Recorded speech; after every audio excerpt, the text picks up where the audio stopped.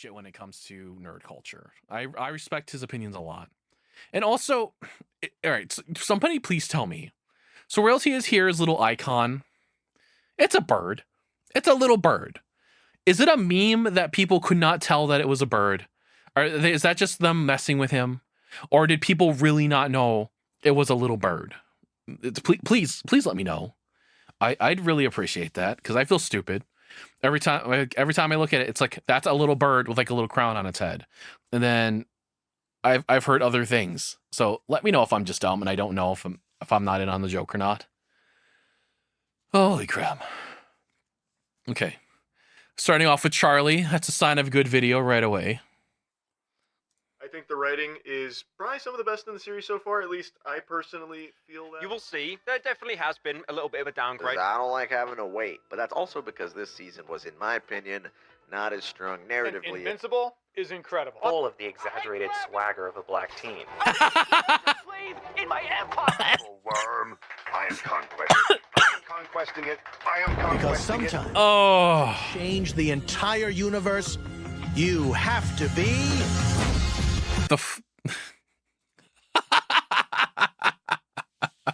Oh hell! Wait, Tack and wait, Tack and the power of Juju. What? Why are these here? Why are these in front of me, dude? Like the swagger of a young black teen. That was IGN, right? I'm almost certain those were words from IGN. God damn it. Jornos are one thing, right? Like, there's a good couple people in society just don't trust, right? You have Jornos, Glowies, and the Jannies, right? Fuck them all.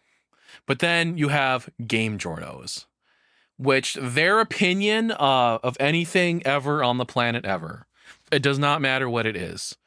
They go, I wish I had little animated hands to show you where they go in like the echelon of this kind of stuff.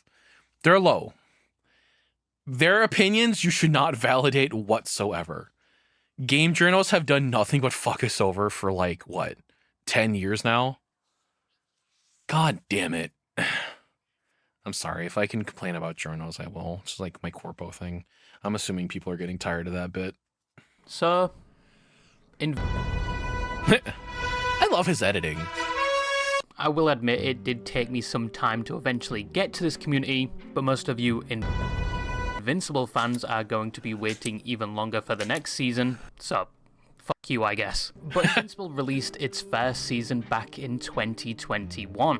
Yes, it's been 4 years. Ever since COVID, I think my time perception has been somewhat altered, because the past few years feel like a fever dream, and then COVID fucked me up too. The current year with the third season just finished. Is this how aging works? Am I gonna be cremated soon? But existential crisis I love that aside, you look ugly today, by the way. Your grandmother lied to you. Ever since the first season of Invincible, I've been hooked on the series. And obviously, spoilers ahead. If you haven't watched the latest season or even the first episode, come on. This is an Invincible video. Of course there are going to be spoilers, so be warned. But I liked it very much. I don't care about spoilers. From the first season. I thought the story was very good, although some people have their complaints about it, which we'll speak about later. And I personally have already had the entire... My complaint was the girlfriend, or... Goddamn, I'm trying to remember. Like the girl he was dating or interested in. I don't remember because it's been a little bit since I've seen the series. I remember not liking her for some reason. Thinking like she was just annoying. The other characters I remember being like pretty good. Especially like Omni-Man. Omni-Man is like, every time he speaks, his voice is just so soothing. Entire story spoiled for me from YouTube Shorts. Don't worry, I won't do the same to you. I'm not that much of a penis. But I will say the man with a crisp hairline is coming, and so many good fights and plot points are yet to come. But I also liked the animation a lot, especially in Season 1, which is also another thing people complain about, and something I'll talk about later. I especially liked how in the first season, Omni-Man is basically evil Superman, and he executes essentially a parody of the Justice League, brutally to the point where it mimics a fraction of Live Leak's power. Yeah, it was really, Learned about their characters really fucked. It was great. Sub-stories just for all of them to be ganked and never brought up again. I actually completely forgot about most of them except for the fish guy due to a storyline relating to him in Season 2. I also think it's important to note the comic book for Invincible was created all the way back in 2003. Yes, the evil Superman trope and plot twist existed before The Boys, contrary to popular belief, and the creator of Invincible actually worked on some Marvel comics. There's even a comic with Invincible and Spider-Man, and he also worked on the Walking Dead comics, which is telling. Are those any He good? actually ended up leaving Marvel and going on to create his own studio, probably down to Marvel being. I knew someone who was really into those. And that No, studio we don't went talk on about to Madam make Web. The Walking Dead games, which we all know and love, but the first episode is a good hook. I need people to know this about me, right? So, Marvel films, I hate the Marvel films. I hate them a lot. I think that... What's the one that came out before Endgame? I don't remember. All up. My mind is blanking out. Let me look it up. Marvel films, cinematic, universal, blah, blah, blah, blah. Guardians of the Galaxy, Ant-Man. It was not Endgame. Infinity War. Infinity War is so fucking stupid. There was a bunch of moments in that movie where I was like laughing my ass off from how bad I thought some of the stuff was. Endgame was all right, but Infinity War, it just had moments where it's like, oh, I'm like, come on, this is awful. I hate the Marvel films. But out of pure spite for my friends, who they love Marvel films, they love them. Same thing with Star Wars. They love Star Wars. I will engage in this content to educate myself on the subject to be able to make fun of them over it. Because you can't truly make fun of someone and their interest if you don't understand the interest. If you're just like from a distance being like, oh yeah, that thing sucks because of whatever, right? You're not doing it right. To troll your friends, you have to know them inside and out. It's pure spite. And it shows how graphic the series can get, which I didn't expect. To be honest, I thought it was going to be like Young Justice or even Teen Titans. No, not that one. And the casting choice made the first episode even better, I think. Especially with Omni-Man. No, quit. I'm so sorry. Let me have my nerd moment. Now weeping and Teen Titans. Hold on, let me have my nerd moment. Give me 1 second. Choice. Okay. I'm looking at here. I'm doing my audio engineering nerd something. So I don't think those are. They look like U87s. I don't think those are the U87s. Are they U67? Hold on. I'm sorry. Let me have this moment. Because they have a darker look to them than the grill that I'm used to seeing on a U87. Oh my god. It's going to bother me if I don't look this up. I'm so sorry. Anyways, let's keep going. This made the first episode even better, I think. Especially with Omni-Man. and who is now weeping and slobbering all over my drum set like a f***ing 9-year-old girl. You are a worthless, friendless.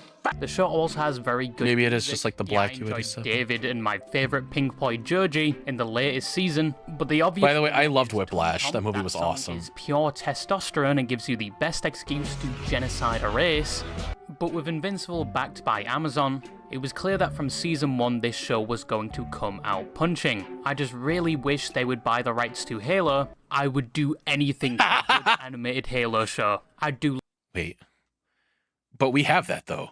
We have an animated Halo show. Just go watch Halo Legends. Yeah, they're all their like own little anthology stuff, but some of them are incredible. Just don't watch the one that's got water, like the watercolor painting one, where it's the Sangheili are like samurai. Because I did not like that one. I'm also not a fan of Spartan 1337, even though I love the concept of him.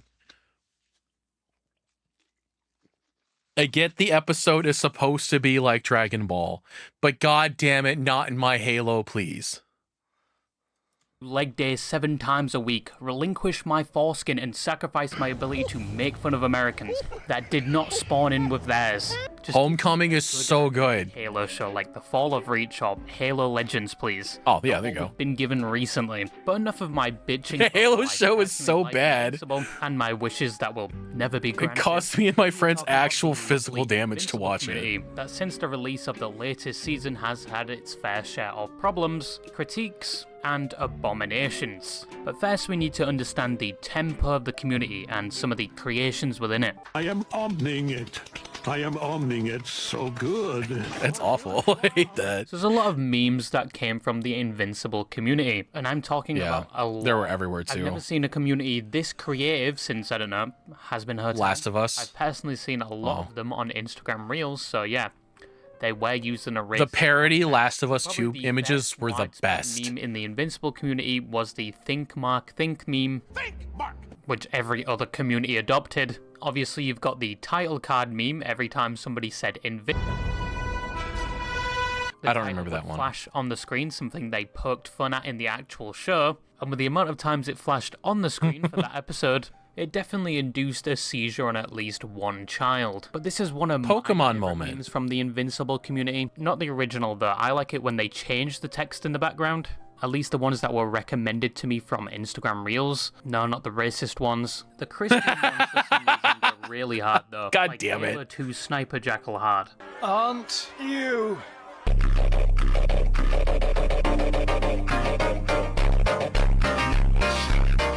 This is the kind of content I Best actively and avoid. least racist thing I've seen on Instagram Reels. More recently, you've had the "Are you sure" meme, Are you sure? which the animation studio Alright. So I have never used Instagram in my life. I've avoided it.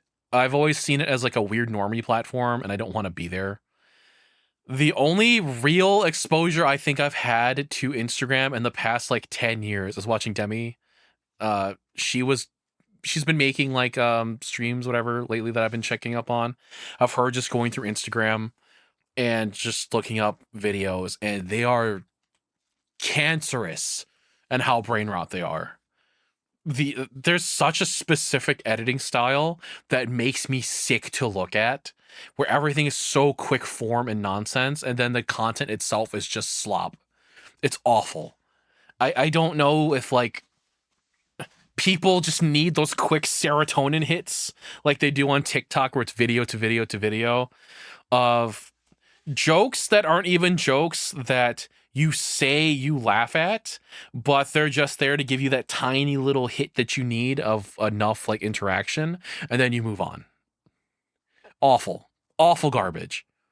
self-recognized, which means the meme is officially dead when a corporate entity finally catches onto it. Admittedly, they were pretty quick to recognize this. Remember when It was Kurt only been Cobain out said a month. like It usually grunge takes died when they corporate put it on a teams to shirt? get up to date with the most minuscule Unless he trends. didn't say that and I Do lied. need to remind you about the Wendy's commercial. It's generating reactions from everyone, like the memer. Ooh, eat spicy goodness like a boss. That's awful. You've got Why did he the show me Lester that? meme, That's like awful. the Let me break it down for you. Let me break it down for you, Mark. You've got the Invincible Awful. variants meme, which Instagram absolutely loved, and many Instagram users adopted some of the variants as their own personas on Instagram. Of course they Lasted did. about a week, and some people made their own variants. And one variant I did see on Instagram Reels was obviously listening to Kanye's new song. You've also got the more disappointing omniing it, Omning it. I am omning it so good. invincing it, Allening it, I'm Allening it so good you need to goon Mark. I conquesting it. hate that. That's awful. I am conquesting it. You need to goon Mark.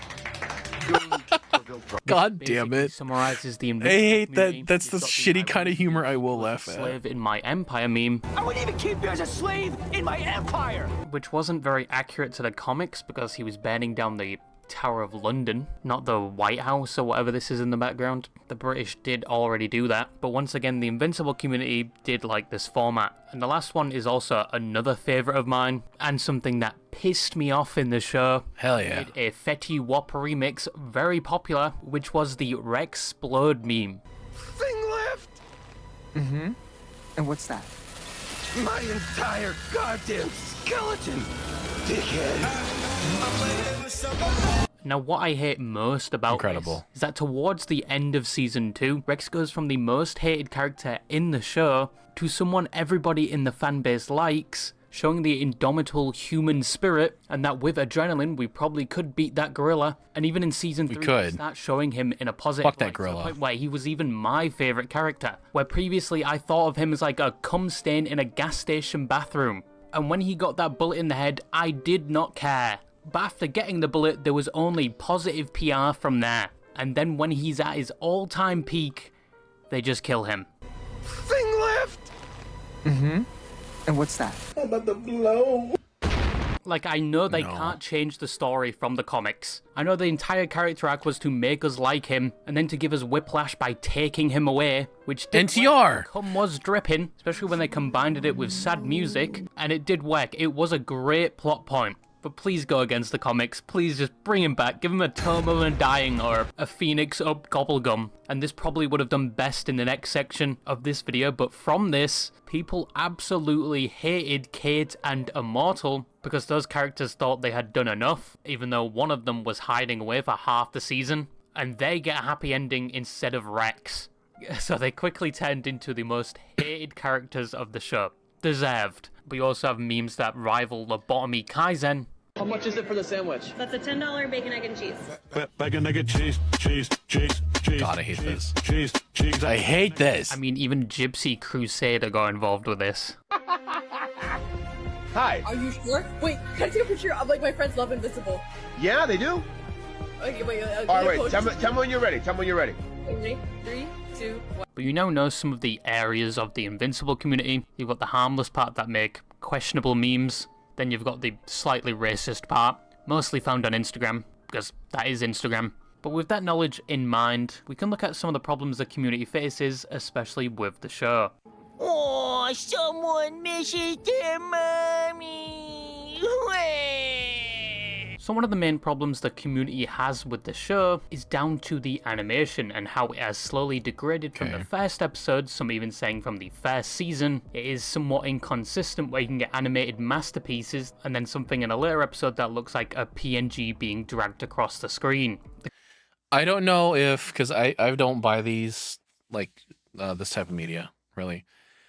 I know anime will do this thing where the broadcast production version will be of a lower quality, and then if you have a Blu-ray release, you'll see a lot of things touched up.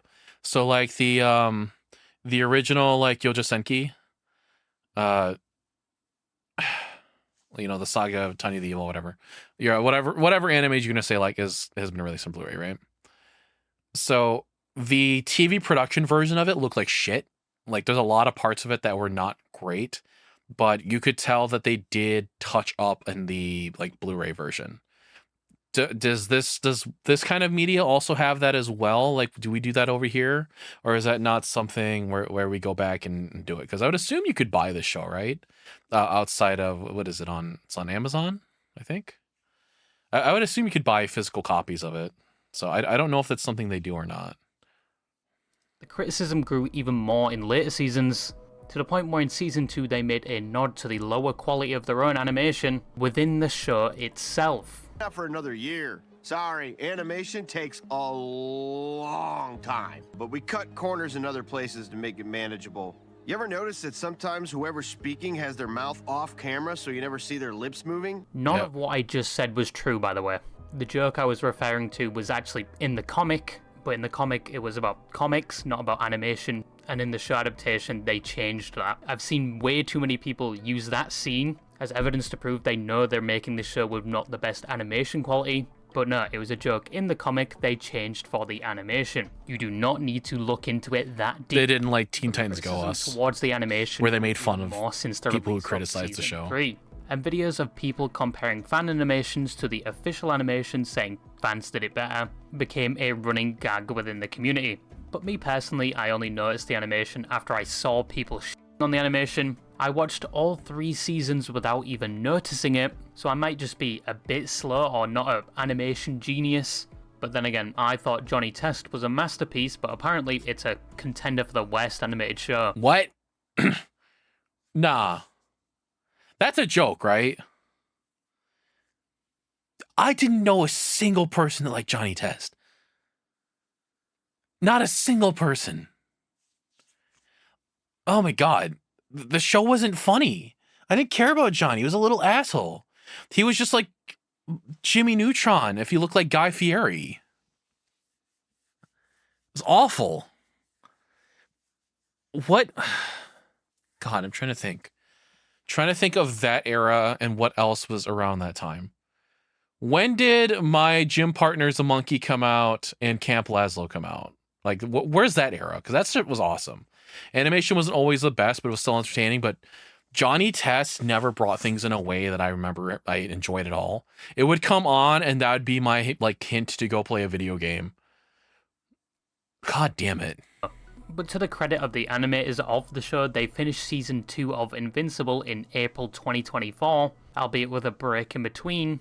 Then in February 2025, we got greeted with the first 3 episodes of season 3. So there was a 10-month gap between those seasons, which is actually really good for an animated TV show. But to be fair, they did have a 2-year gap between season 1 and season 2, and the animation was around the same quality. But majority of the time, the fight scenes are always well animated, which is the main reason people watch this show. But many people don't actually blame the animation studios themselves, at least for the lack of animation. They more blame the corporate overlords at Amazon for probably enforcing tight deadlines to release episodes, so they had less time to focus on things like lighting, which is why the fan animations look way better than the original. Once again, I didn't even notice there was bad animations in this show. And I also didn't see any problems with the voice acting, which is the next problem the community had with the show, and it was mainly down to the voice actor behind Conquest. Stand ready for my arrival, worm. Initially, people thought the voice actor behind Conquest wasn't a good choice, but little did they know this was Destiny, Negan vs. Glenn, the showdown of the century. But in all seriousness, the voice actor for Conquest was fine, but some people... So, this is where I'm going to put in my little hat of expertise here. Because I do have a good understanding, because I've actually had personal experience with how things go production-wise behind the scenes of recording animation. A lot of the times, we'll blame voice actors for certain performances not sounding great. And we have to remember that voice actors are not in charge behind the studio, like behind the glass. They're there to convey a character the way the person in charge of the production wants it done. So you're going to have a lot of the time where you're going to have your room with the recording engineer. You're going to have the actor in his booth doing his thing. And a lot of the time, you're going to have some kind of production lead with you. You're going to have some director with you. You're going to have someone there in the talkback room to give the actor what they need, right? And a lot of the time, for like animation or these like voice acting in general, what you're hearing is not necessarily the fault of the actor as much it is the fault of the person in charge giving directions. Because again, it's their job to convey the vision that the person wants, right? So if he was told, hey, I want you to pace your words out longer or slur your words a bit more or extend your phrases, that would have been or should have been a choice via the production lead that would have been present at the time during recording.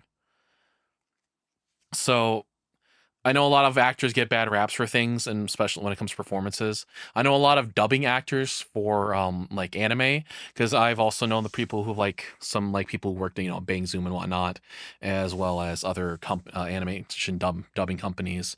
I personally know a gentleman who's in charge of the actual recording the dialogue, or who's the recording engineer, as well as someone who was a re-recording engineer for a company that handles Crunchyroll as well as Netflix dubs.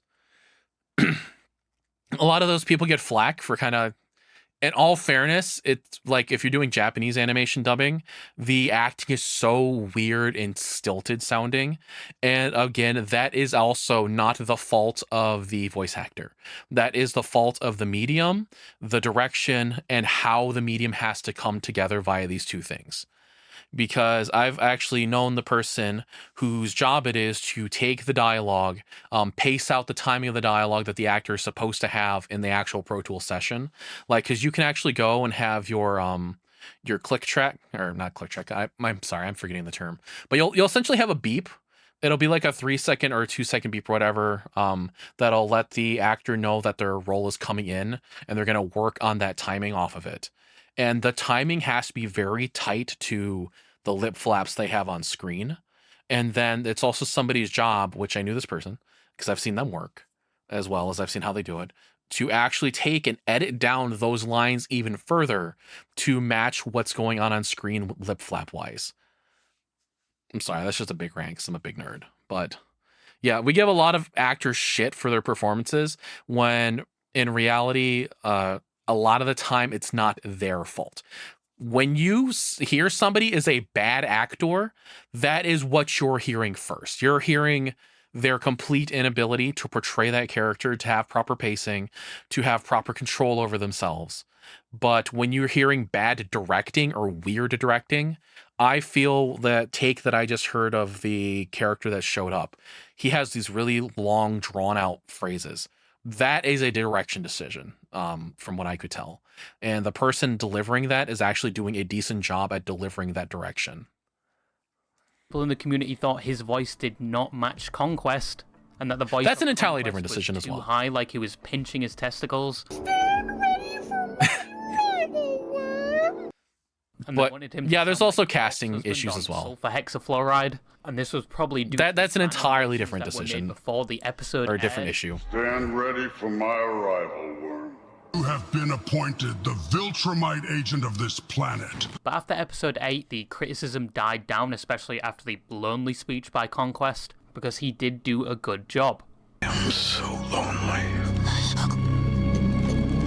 All the other Viltrumites are scared of me. You need to goon mark. Also, another point on the voice acting, I didn't know That thing on the screen is awful. I hate that. Most of the animation budget probably went to hiring him anyway. All the teachers are sticking their cocks in my mouth. Hoss is behind me, fucking me up the ass. But the last point out of God all damn the it. other things the community apparently hated about this show was the story, which upon hearing, I thought it's based on a comic. How can you blame the show for the story? But this was regarding the power scaling within the show, or lack thereof. And it's also a running joke in the community that he may be invincible, but he gets his ass beat every fight. Even after his training arc, he still loses to some bugs, which the Necron robots can easily beat, and then he goes toe-to-toe with Conquest, admittedly with help. Yeah, this criticism is completely valid. The only excuse I can think of for this is in Season 2, where Mark is constantly holding back, but when he doesn't hold back, he can be OP. But yeah, I do get this criticism. The only reason I can think of why this is so inconsistent in the story is down to things like character development, and his character has changed somewhat from getting his ass beat consistently. But if he was winning every fight, it wouldn't be that entertaining. But then again, there is One Punch Man, or maybe Invincible is just like Alan, and every time he gets... Alright, but One Punch Man is a different case.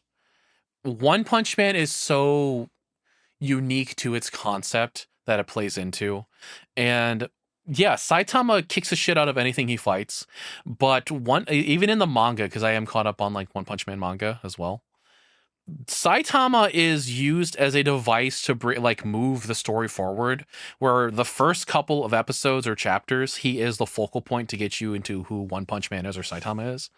But then he becomes something that is pushed more toward the background, where he shows up later.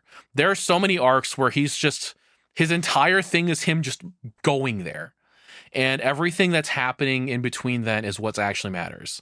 Like when the demons attack the city, like the underground demons, there's an entire arc where they start flooding the city, right? And they fight, the big like naked lady and whatnot, and Tatsumaki fucking wrings her neck out from the inside out. That entire arc is just Saitama's underground somewhere with some guy trying to figure out where he's going. So it's not like Saitama's whole thing is like, it's going to be chapter to chapter to chapter of him coming out and like killing the shit out of someone. He's used more as, there's a lot of like comedic tools as well as like that. I don't know how to describe this feeling. Like the feeling of the hero is here. You really get that during the Sea King art, the Sea King section, where you have Moomin Rider.